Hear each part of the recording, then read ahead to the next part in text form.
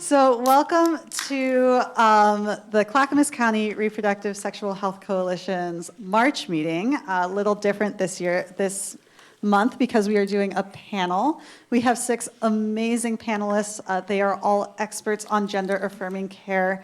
And I'm just so excited that they're here and you're here. And that we get to learn from these 6 amazing people. My name is Sally. I am a member of the Clackamas County Sexual Reproductive Health Coalition. I am also a member of our Shared Resources Work Group, and part of the work that that work group does is think about requests that our coalition had for further learning, and the biggest request that we had was gender-affirming care. So we are so pleased that we're going to learn more about gender-affirming care today. And with that, we're actually just going to let the panel introduce themselves. So every panelist will talk about themselves and the work that they do, the organization that they work for, and then we'll dive into some pre-prepared questions. So I'll start with Austin. Mm-hmm. All right, good afternoon. My name is Austin Lee, and I use they and them pronouns. I work for Planned Parenthood Columbia-Willamette, and I am a community education and outreach coordinator, and I also am our Gender-Affirming Care Services lead. Very long titles. So what that means is I do education and outreach in the community that I serve, which is actually Clark County, Washington, the Vancouver area, and I help coordinate gender-affirming care services at Planned Parenthood between our different departments, update resources, and that kind of thing. So there's a few slides just that talk about our services. So we are, of course, sexual and reproductive health care experts, and we offer free or low cost or no cost services for folks. There are lots of ways that folks can access care with or without insurance. We are able to bill all types of insurance, including Medicaid, at all of our health centers, and we do have programs that can pay for care for folks who, for whatever reason, can't access Medicaid or don't have access to insurance. And that includes folks with or without U.S. citizenship. So the next slide is just some of our services. Lots of services. I won't read them all off, but you can see up there that we, of course, center around sexual and reproductive health care. And, of course, we are offering hormone care. So hormone care is how we engage in gender-affirming services. We don't provide any surgical services or other services related to transition-related care, gender-affirming care. So at our health centers and in our admin building, we've done a lot of training with folks. That next slide talks about that briefly. So we do train our staff when they onboard, and then periodically we do have retrainings for folks. I go around to our health centers and talk about things like navigating pronoun use, what to do if you misgender someone, to make sure that we're really having a good service recovery model, that we're serving people in the right way. We know that folks make mistakes, and we want folks to feel welcomed at all of our health centers. And we also do a lot of advocacy work on the side as well, trying to push for more inclusivity practices with folks that we work with. And the next slide talks a bit about education services, and that's one area where I'm involved. We do advocacy with schools and with teachers on how to be LGBTQ inclusive, how to create safer classrooms, when they're teaching about sex ed, how to make sure that they're being inclusive and affirming of LGBTQ plus and gender diverse youth. So, thanks. Huzzah. Hi, everyone. My name is Olivia Nylah. I use she, her pronouns. And I am a PrEP navigator at Cascade AIDS Project. How many of y'all have heard of PrEP before? Yay! Okay, good. Good job. Okay, so you can just go through the next one. So I'm a queer trans woman. I am passionate about sexual health education and harm reduction. I used to run a syringe exchange program in Minneapolis, the state that I'm from. And I've been here for about a year. So you can go to the next one where I can talk a little bit about PrEP. So PrEP is a daily medication that greatly reduces your risk of contracting HIV. I like to think of it as birth control for HIV. Essentially, it's HIV medication at a super low dose that when you take every single day, and then if you're exposed to the virus, it doesn't have the opportunity to replicate within your body. I wanted to highlight some of the ideal folks that would be good candidates for PrEP, right? So PrEP is good for folks who are engaging in high-risk sexual behavior, so receptive anal sex without a condom, people who are engaging in sex work, people who are engaging in injection and drug use, and also, to be completely honest, if you want it, I can get it for you.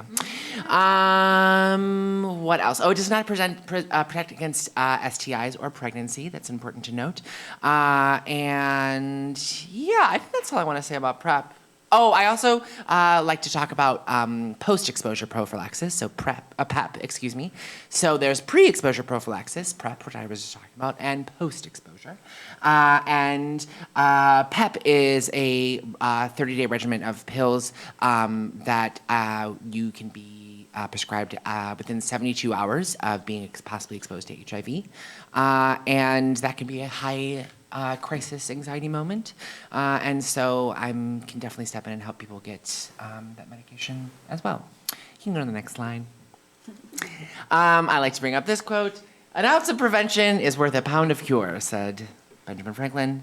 I work in prevention, right? And so this is an important concept for me to talk about in all ways, and I'm constantly trying to think of how we can use prevention as a methods of really effective care, right?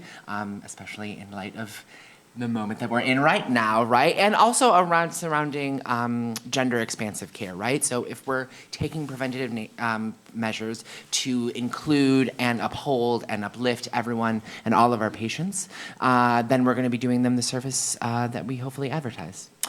And then I also am a coach, right? So I use methods of coaching to engage my participants to identify incredible goals, dismantle barriers, provide growth, self-awareness, and insight. And I really do let optimistic curiosity lead the conversation as far as expansiveness in all ways. And then the last slide is just my contact information. Thank you so much.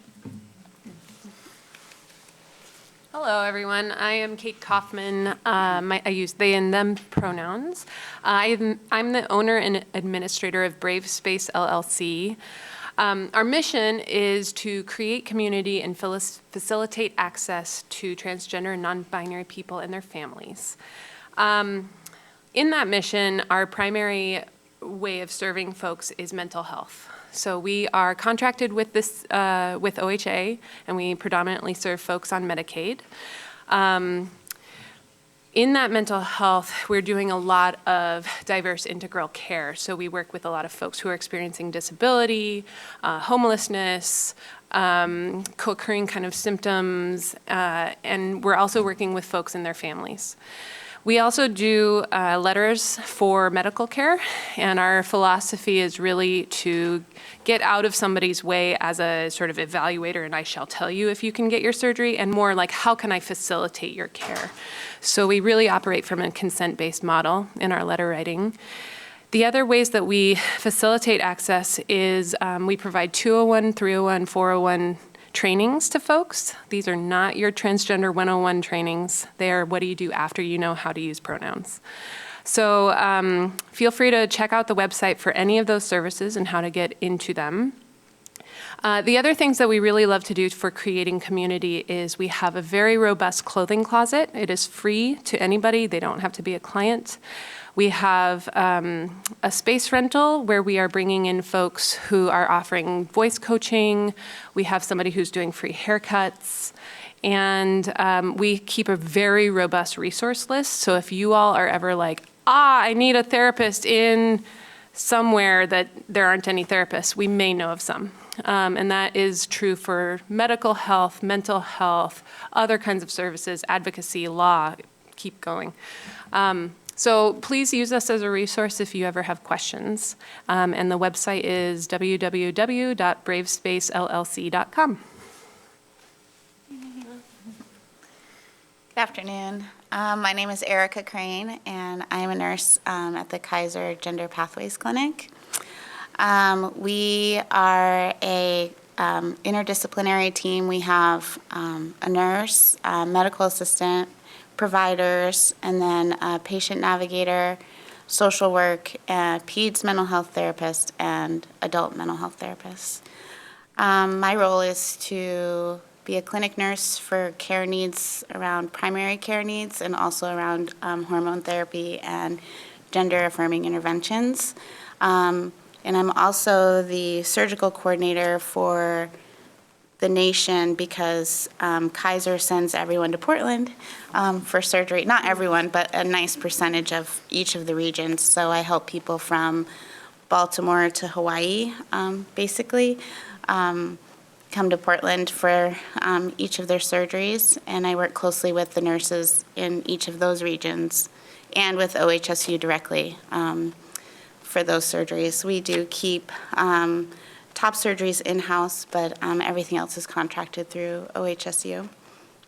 I'm very, very excited to be here today. I just have to say it out loud. There's just so many people doing great work, and one of the wonderful things about finding this work and being part of Kaiser is that the great opportunity to network and make sure that everyone's taken care of from start to finish, and making sure that we're all looking out for each other and holding each other to the highest standards for people who absolutely deserve that.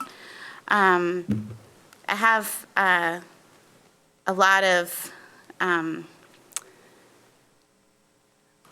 well, I didn't want to be a nurse, but I have this like interesting experience now in this role because there's so many stories that keep me at the table and pushing and barking and poking a lot. And I'm seeing great outcomes from that. And I think it also comes from everybody being aligned with what's right, what's just, and what's supposed to happen. And then when somebody calls and they say, I just looked in the mirror, and they're 4 days post-op, or somebody we got all the way back to Colorado in time so she could sing at the Rockies game, and like we busted a move on that one and made it all happen. And those are like the stories that I hope that people remember why our work and our care is so important. So just wrap up with a quote. Our CEO passed away last year, and I really looked up to him a lot. And one of his quotes was, don't ask for permission to help improve the lives of the people and communities you've pledged to serve. Instead, march through the doors of red tape, make bold moves, and usher in access for your communities to be served. And I feel like that's what we're up to up here and probably out there too. Thanks. Thank you. My name is Violetta Wallace. I am the Transgender Service Coordinator at Outside In. I am also the PrEP navigator there, so I'll skip that explanation. I mostly help people sign up for Gilead, which is the manufacturer of the drug, if they need to sign up for assistance, whether they are uninsured or underinsured. And besides that, as transgender service coordinator, Outside In is a federally qualified health center, and we are also an organization that's part of the homeless youth continuum in Portland. So with Janus Youth, NAFI, which is New Avenues for Youth, and NAYA, they basically work with underage and 18 to 25 youth that are houseless in Portland. Between that and the population that we see at our clinic, being a health center, we have a lot of people that are not just low resources, but houseless. And a good percentage, maybe about a third of the patients that we see at our clinic are looking for gender-affirming care. So there's a kind of a large group of people that I work with there. And mostly what I do is I help people navigate their healthcare. If they are looking for any kind of gender-affirming surgery and they need to navigate getting the letters to do it and just the barriers that are kind of set up that people have to kind of jump through to get to where they want to be. And I also help people who are interested in updating their legal documents to reflect their name and gender identity. That's pretty much it. It's a lot. Hi, friends. Oh, I think y'all are all sitting together. I've been around for a minute, so sometimes I know people that I haven't seen in a while. I'm Haze Young. I use pronouns they and them. My name Haze as well.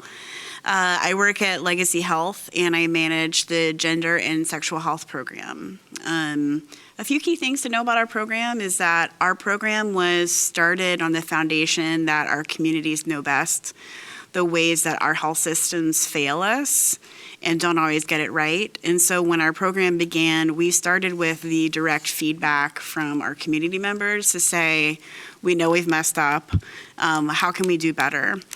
And it was a shocking moment when a health system actually did listen to the concerns and direction of a community that has been historically deeply marginalized and harmed by healthcare institutions.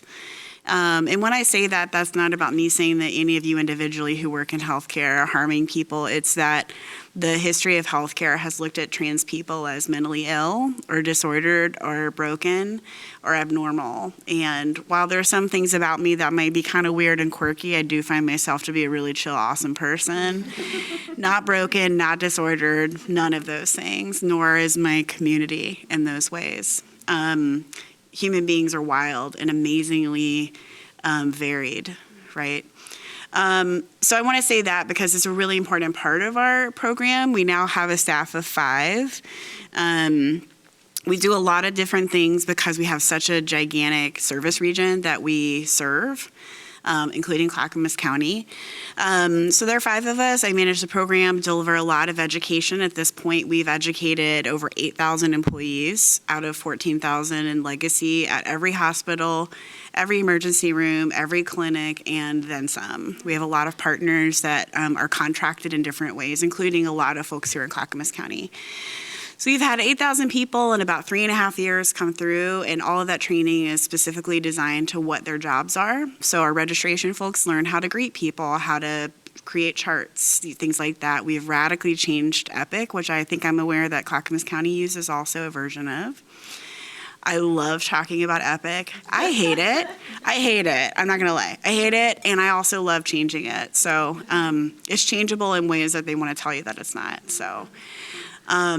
But we do that, and I am really proud to say that I work in a system where since October 2016, have never had to solicit nurses to be trained because my schedule has been full of their requests since I started. The moment I started, they were like, can you come here? And I'm like, there's a lot of y'all. And I don't know how you do your job. So I spend a lot of time with nurses in hospitals and emergency rooms just learning how they do their jobs so they do their jobs. I'm not an emergency nurse. I'm not. People ask me if I'm a nurse, and I'm like, I watched like 15 years of Grey's Anatomy. That doesn't actually, heads up, doesn't qualify you for medical care.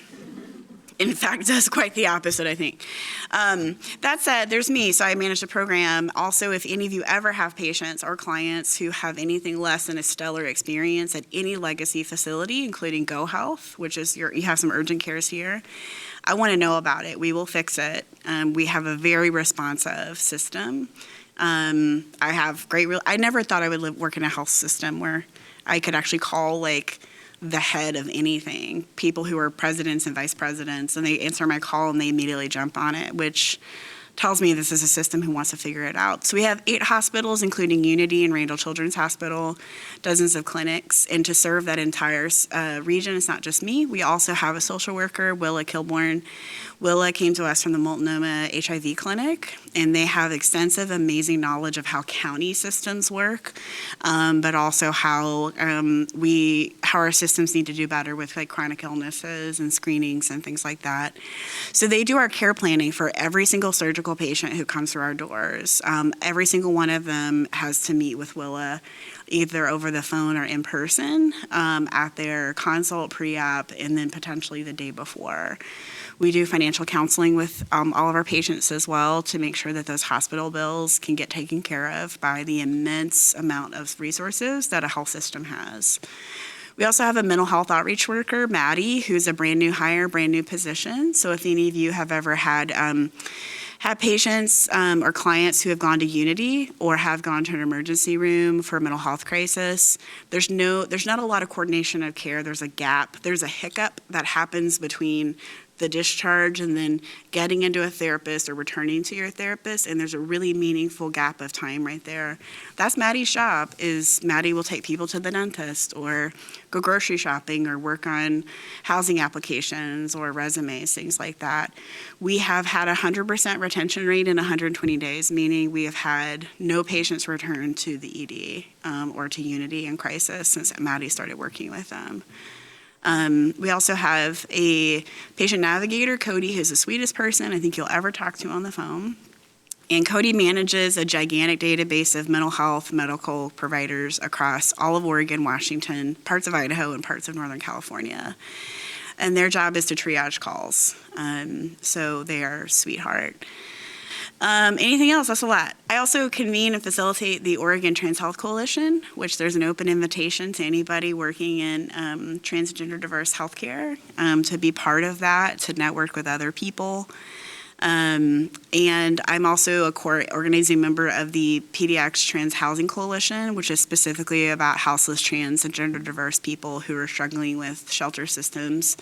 Can I get into housing? And we host a brunch every month at Join, which is not super far from the Clackamas County line. And we have resources available. Just because it's called PDX, it's PDX Metro, we would absolutely invite any people who you know who are houseless here to come spend time with us. I'm done. Here we go. That was a lot. Thank you all so much for just giving those intros, sharing a little bit about who you are and what you do. We're going to move into some Q&A, so I'll throw out a question. Answer it if it's calling to you. There's no mandate for every single panelist to answer every question. And for time, actually, if we keep answers to 3-ish panelists, we might answer more questions in total. That being said, if you have something to share, 3 people have gone, and something really important hasn't been said, please say it, because we want to learn from you. So our first question is, what is a misunderstanding or untruth that you've heard about gender-affirming care, and what is the truth that you wish people knew?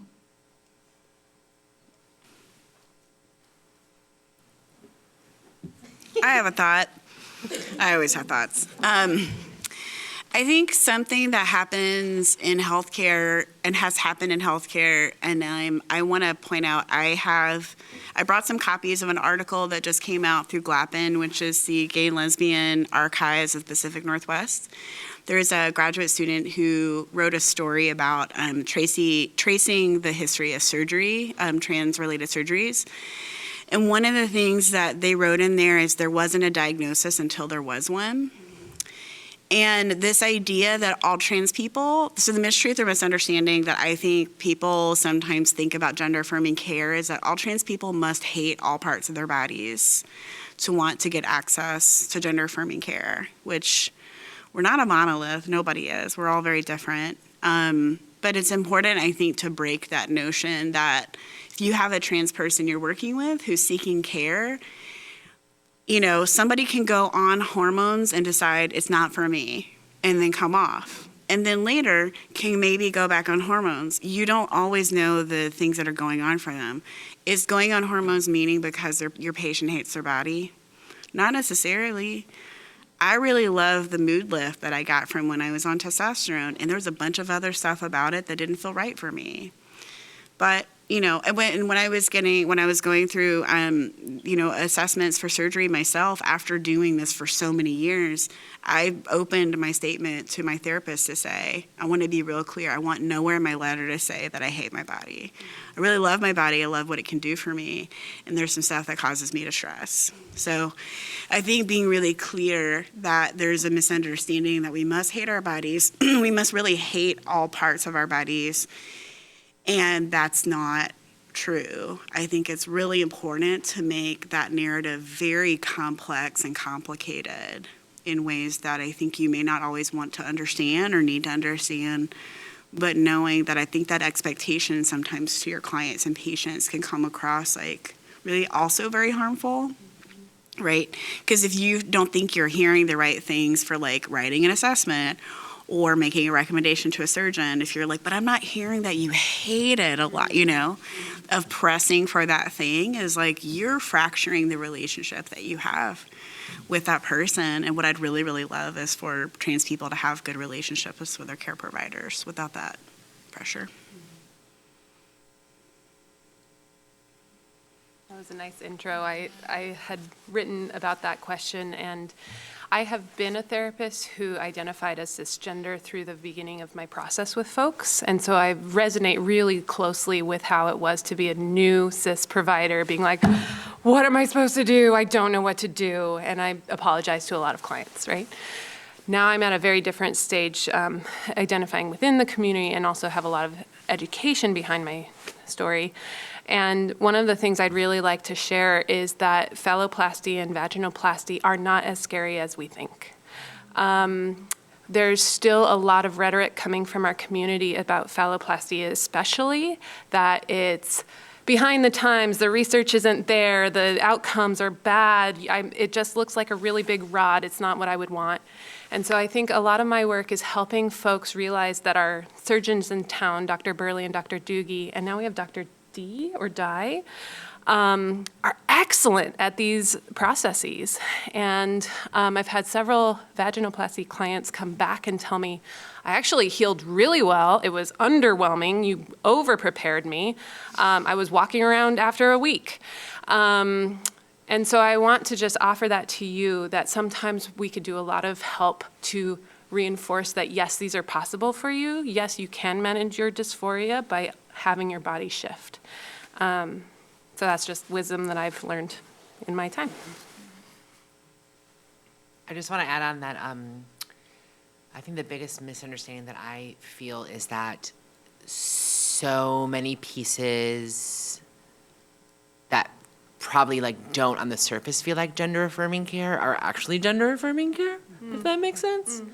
And like a lot of stuff that's tied to like mental health or stuff that's tied to like stable housing or income or like stuff that like makes people better people in general are definitely tied to their genders in ways that aren't as like blaring obvious. And I really loved what you said, Haze, around like I always say I'm born in the right body. I'm just like enhancing it and like streamlining it into exactly what it should be. Yeah. Yeah.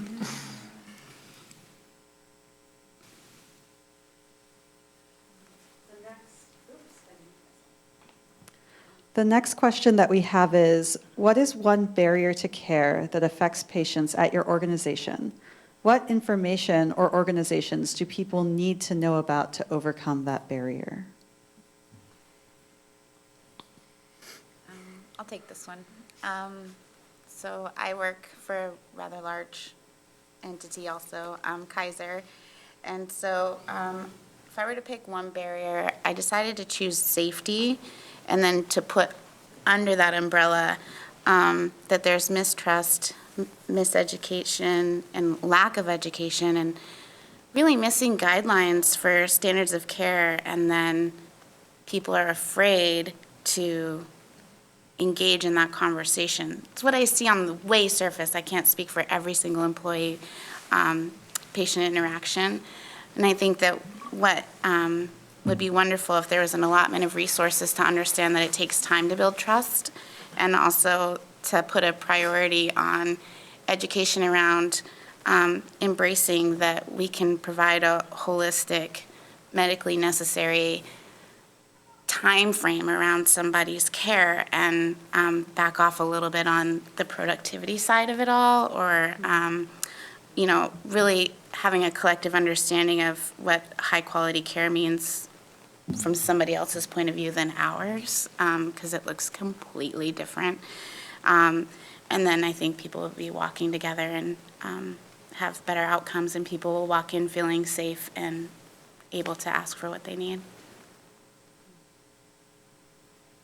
I think I would say that I'm lucky to work at a place where all of our physicians are gender affirming. They all offer gender affirming care and hormones to the patients that want them.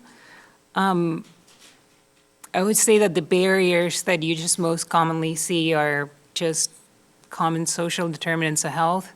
So like the things that would most basically affect, in general to the population, whether that's, safety in like a financial sense or anything else that makes it difficult for them to be able to take the time and go to the doctor, even if they don't have to pay for that visit, pay for their medications, or just even getting there, taking the time, not working, or whatever it is, affect our this population especially hard. So, yeah, that would be my 2 cents, I guess.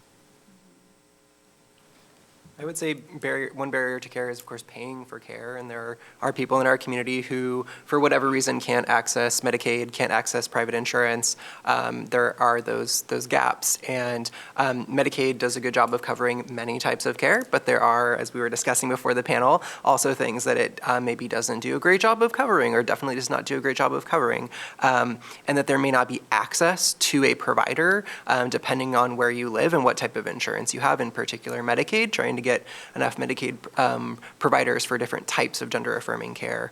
And I think a lot of providers, Planned Parenthood, we do have ways to pay for care, but typically it's sort of stopgap measures. It's not a long-term funding stream. And so it's really about coordinating care and making sure that that patient has some ability to access ongoing care, because paying for one visit today is great, but what happens 3 months down the road when another visit is needed? So I think paying for care and accessing care through insurance is one of the biggest challenges, and especially in rural areas.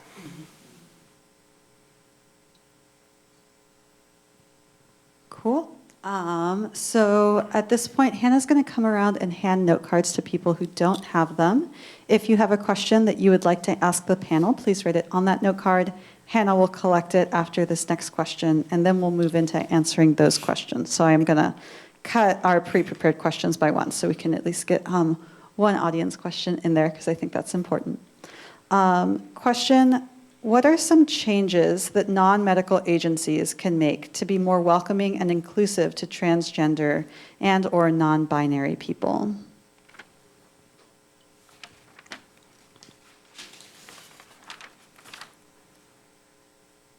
So I have like 2 pages of written prepared. I was having to really limit myself.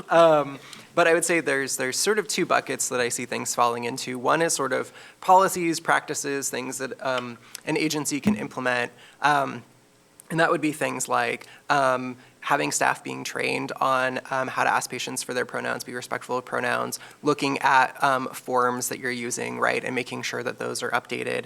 But then there's also a larger bucket of sort of what Haze was talking about too, is doing that deeper level of training with somebody who's really engaged in the work and knows the work that the people they're training do, so that that can be a really meaningful training that applies to the work, that can create a different culture, a different work culture, and also being able to push back on some of those larger systems things that are really informed by cis-normativity and the way that trans and gender diverse people aren't centered in healthcare or in social services, generally speaking. Hire trans people. And that's a simple statement that has a lot of infrastructure behind it. Your HR's insurance, does it cover gender-affirming care? You're not going to attract people to your insurance type if they can't get their care. When you do your HR interview, are you going to look at a person and see their body and assume a gender? And then are you going to ask them questions about that? That's going to keep people from thinking this is a welcoming space. Because there's a reason why we are up here, and it's because we have something innate that resonates with our clientele, and that's addresses the safety in an inherent way. So I would say that's a really huge effort that every single one of your orgs can do. And the other thing I would say is that affirming care is for the first 3 sessions. That's what keeps people in your room. Okay, you didn't hurt me in the first 3 sessions, now what? Become a useful provider. Have something under your tool belt for when they ask the question of how do I create intimate relationships with people who might hurt me, you have something to offer. So don't let your education stop at how can I be affirming, go beyond that. And I went with environment. If we see pictures of us or a symbol or a community events board, we might feel like I could talk about something, or I really want to come back here. Or if we walk into those nasty exam rooms, we might be a little more chill if there's a poster of something or someone that means I'm so welcome here. Bathrooms. I think the biggest thing I think about is like compassion, right? So making space for mistakes and making space for a margin of error, right? And then also like supplying both your participant and also your staff compassion, right? So that can look a lot of different ways, but I think what it makes me think of is like when there are gaps in care, how is your staff being trained in an ongoing sense? And also, how are you making space for your participants that you're wanting to offer your care? How are you making space for them to air their grievances in a way that supports your work?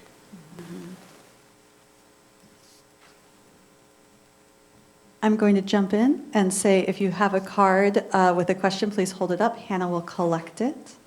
And if not, we have other questions that we've pre-written. While Hannah does that, if anyone has more for that question, or if one or two of you have ideas about what the Clackamas County Sexual and Reproductive Health Coalition, it's a mouthful, can do in our work to support gender-affirming care in Clackamas County, like give us your ideas. I have just a little bit on the last question. How many of you work in a non-medical agency? So most of you, like mental health? I just want to kind of know what you do. Mental health, housing, case coordination, public health, WIC, yeah. I think one thing too is sometimes I see agencies decide this is a lot to do for not a lot of people. How many of you know a redhead? You can't say me, because this did not grow out of my head. How many of you know a redhead? Most of you? How many of you know a twin? So these are the same things, these are the same measures that we talk about when we talk about intersex people, and that's for, like, I want y'all to think about in your sexual and gender, like, in your coalition, I need y'all to think about intersex people, because there are way more intersex people than we talk about. But also, it's the same percentage of trans people. So if you were like, yeah, I think we could figure out, like, some kind of policy or practice for redheads, I don't know what it'd be. But if you were like, yeah, that's not a problem, we could do that, is like, the changes that you can make or your agencies could make have to be deeply thought out. Like, take a chance. We deserve so much more than substandard care. The minimum is not good enough. And here's the thing, when you make whatever changes those are, whether that's your HR culture or the people that you serve, you are essentially, you're looking through a trauma-informed lens, and you're making changes that benefit 100% of your clientele, 100% of your patient population, 100% of the people who work with you. There's a thing that we talk about in healthcare, universal precautions. Universal precaution is if there's blood on the floor, do you go up and touch it and run your finger through it and say, yep, that's blood? I did see them do that on Grey's Anatomy one time. Do you do that? Do you like run your fingers through blood? No, the answer is no. Please don't ever do that. You put on gloves, you wash your hands, you clean things up, you have a protocol. Is using the universal precaution and presume that everyone that you work with or work around has experienced trauma of some kind, most especially because you all work in systems that we all have system trauma of some kind. So thinking through what can you do that doesn't always necessarily shine a spotlight, so people pull that like, what about the special population or something like that? And I'm like, your rules and regulations actually don't work for a lot of people. It's not just me as a trans person, it's also me who has some difficulty walking sometimes because I have pain flares.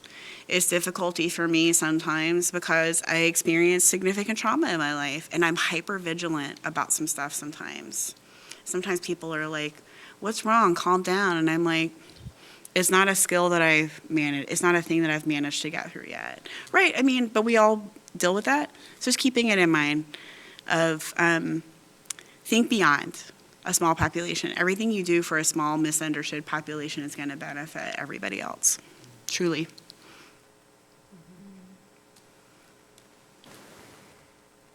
Okay, thank you so much for those wonderful responses. The people have spoken from the crowd, and they have a couple more. So first one, thinking in a school setting, if a student at school is not being addressed by their correct pronoun, say for instance they told a teacher and they're not respecting that, what is some advice on how to navigate that? What to do in that situation? For the student or for the teacher? Right. For the other students, for the administrator. Yeah, I think to support the student, but also, you know, for other adults or allies to address the issue. I would start by talking to the student to say, what do you want to see happen here? And how can I be helpful? Here's some ways I can be helpful. I can talk with your teacher. I can talk with your student. We can talk about a book or another resource that your classmates can look at. You always start with the person who is affected by the action. That's my opinion. There's so many resources. The state of Oregon Education, the Department of Education has multiple resources out on things like that. Or if you're in Clackamas County, you could talk to our friends at the living room who are sitting right here because they do support like this, both for students and for folks. But ultimately the question is, you know, hey kiddo, what do you want to see happen here? How can it be helpful to you? Yeah. I think a lot of adults who are working on being affirming people, the first skill set that we look for is empowerment. How do we help this person have strength in their environment? And we also need to be cognizant that empowerment is dangerous. It means that there is a reaction that's going to come. And so there are certain folks who are going to choose to survive or to play it chill or to suppress intentionally because they are needing to survive. So if they're getting misgendered and it's your stuff coming up of like, I hate hearing that you're getting misgendered all the time, and they're like, it's fine, don't worry about it, don't tell anybody. Respect that. It's okay because they need to choose when they need to be empowered, not you choosing it for them.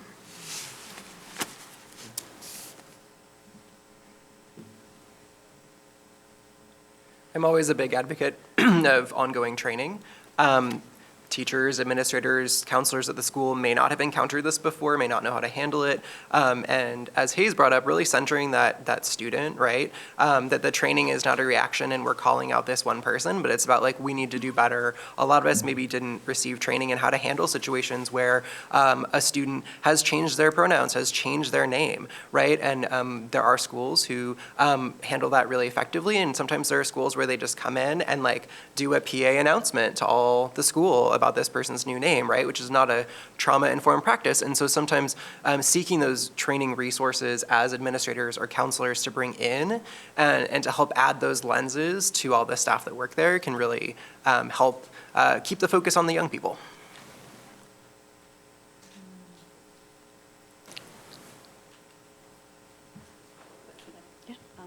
I want to acknowledge we're at 2:03. And we've told panelists like until 2. Are you all comfortable with another question, or is it yeah, I know that y'all have schedules. I want to respect those schedules. I think I saw nods from everyone, so yeah, let's keep. Awesome. Another question. Do you know any reliable internet resources for learning more about gender-affirming care? There are so many reliable resources. If you're looking up an earache, you can find 1,000 unreliable resources, but in my opinion. But I feel like there are people all over doing really great work and putting all the information they have out there they're not holding their cards close. My first hit is to say Fenway and UCSF in California. Those would be my two immediate thoughts just offhand, but each time you're looking for at least my experience, each time I'm looking for something, it generally goes to those resources in some way, or somebody who wrote for them, or somebody who spoke for them recently at some conference. So that's where I would start. OHSU has a great site. I'm guessing you all do too. We don't have a great site, but I mean, it is what it is. Nice. Yeah, I would add, I really love there's a care handbook from Provincial Health Services. Specifically, if you look at Provincial Health Services, Gender-Affirming Care, it's inclusive of Two-Spirit people, which, I mean, Two-Spirit folks, it doesn't totally belong in gender identity. And also, if somebody's looking for gender-affirming care, what a great moment to kind of hook them in to say, let's also talk about culturally specific identities that kind of bump up against gender and how that looks. I also really appreciate a lot of their items in there were written by trans and gender diverse people. And it covers the whole of everything. It includes like tables for how do you interpret hormone therapy labs. So if you're a medical provider, work with somebody who's a medical provider, there's tables in there because the way a lab runs something is by, quote, male and female values, and then you have to do interpretation and shifting of those numbers. There's really great directions in there, including UCSF's standards of care also. There's a lot of like places I would love for you to not go. Yeah. Maybe we can have that conversation. Maybe not in a recording. Hello, everyone. Yeah. I would also recommend any of these amazing people right here. We all have different phone lines and emails and stuff. So if there's a resource that you're looking for, happy to, any of us. I have a gigantic folder of bookmarks and stuff, all kinds of things. And I'm assuming all of them do too. Because sometimes your question might actually be about a specific kind of thing, right? So are you talking about medical care, mental health care? Are you talking about specifically like surgical stuff? There's very specific sites for some of those things, so, yeah. I was going to say, You go. I was going to say, following Erica, that a provider recently was also talking about, I mean, I knew about UCSF, but that's what they mentioned. And more so, it made me think about how willing that medical provider was about just actually helping themselves. So if there's a medical provider that, or somebody in the same field that that person is working on is providing gender-affirming care, talk to that person. They might be really willing to, talk to you and tell you what they know and tell you where they found that information. So really, the people that work in that field will be happy to help you, most likely to share that information. I have a lot of kudos for YouTube. I don't think I got good at this job until I had met and heard like 100 people's stories. And when we're affirming that, we know that like asking a trans person to tell us how to do stuff is not okay. So we get stymied and like, I need to know, but I can't ask them.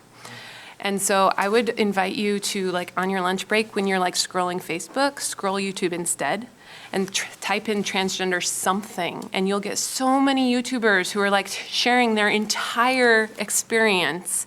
And if you are then getting integrated and like and you absorb their stories, you've just gotten 15 clients under your belt, right? So it's one of the ways that I train people is to show YouTube videos. And the others, I would encourage you to look at our Hudson's Guide and Brownstein and Crane's surgical website for medical kind of things. And the Transgender Law Center has really fantastic research on all of the state's legal gender processes. So if somebody's trying to change their names and gender on things, they will be the accurate resource. Yeah, the internet's really big. The one that I just want to bring up really quickly is there's an organization called the Transformative Justice Law Project, and that is a really fantastic resource for all the things that we've talked about. Transformative Justice Law Project, based in Chicago. Chicago's happening. Are you any of you therapists, social workers, people who might be writing letters for people? Okay, never mind.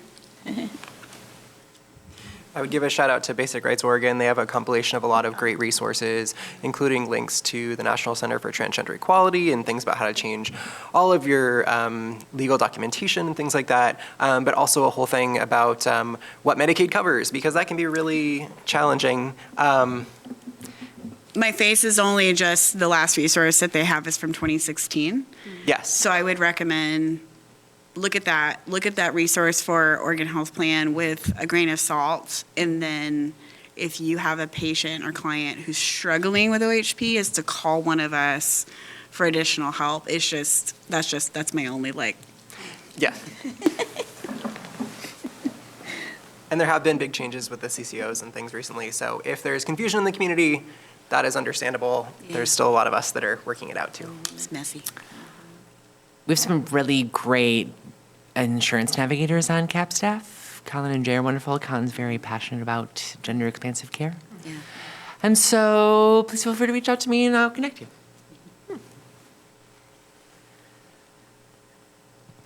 I want to make sure I'm not jumping in. Have we covered resources? Does it feel good? Awesome. Yeah, and one thing I wanted to say is that several panelists have provided some resource lists that we've printed out on the back table, so feel free to grab those on your way out. One we were not able to print because it is so expansive is I think Brave Space LLC has 5 different incredible resource lists on their website. So I do encourage you to check those out as well. Do you know the URL off at the top of your head, Kate? Yeah, it's www.bravespacellc.com. And it's almost updated. We've been working on reaching out to all those people on that, so it should be relatively current. Amazing. Nice work. Yeah, I know. That's a lot of Volunteers. Yeah, nice. And also Transactive Gender Center. Project, thank you. I was like, I'm going to say that wrong. Transactive Gender Project just updated their resource list as well. So that should be available on their website. Yeah, I want to just thank this incredible panel. Y'all, you can. Yay!